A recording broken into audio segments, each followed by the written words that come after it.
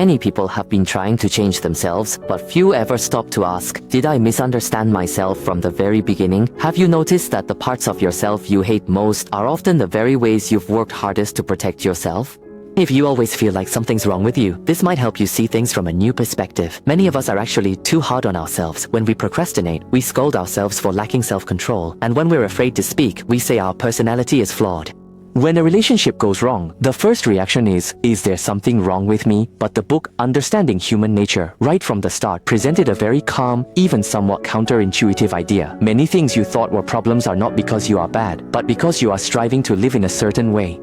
Adler believed that people are not determined by their past, but are drawn forward by their goals. This isn't to say you have some grand ideal, but rather that every single one of our actions, even those that appear quite negative, actually serves a purpose. Consider procrastination, for example. Many people think it's laziness or a lack of self-discipline, but if you observe carefully, you'll find that much procrastination occurs precisely when a task is very important and also very likely to fail.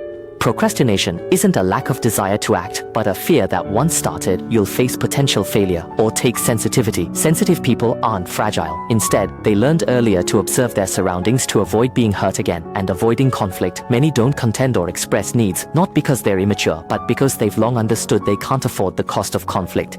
What Adler was trying to say is that these behaviors aren't character flaws, but rather survival strategies you found under those specific circumstances.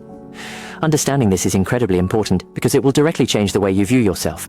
You're not broken, you simply learned a way to protect yourself as best you could given the circumstances. What this book truly aims to correct isn't your behavior, but a long-standing misattribution of ours. We're too accustomed to boiling problems down to one phrase, I'm no good.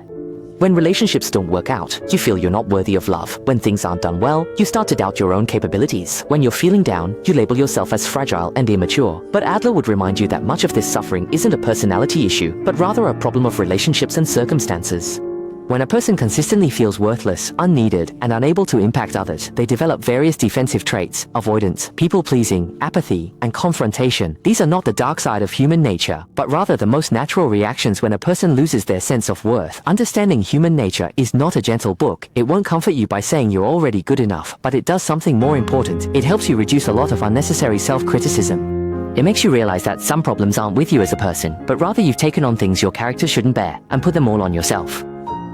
Of course, this book isn't a cure-all.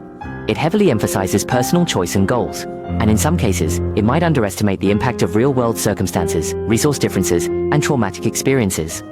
So, a more rational way to use it isn't to demand things of yourself, but to understand yourself.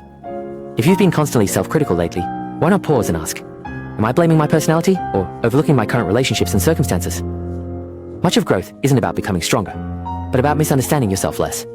What you perceive as your worst flaw was actually the safest path you could conceive of given the circumstances. Realizing this isn't about self-forgiveness, but finally beginning to see yourself fairly. Often, the issue isn't a lack of effort, but that we're too quick to judge ourselves. Understanding yourself isn't an excuse to quit, but a way to stop letting misunderstandings consume your life. If this content helps you, take your time listening. No need to rush to get better.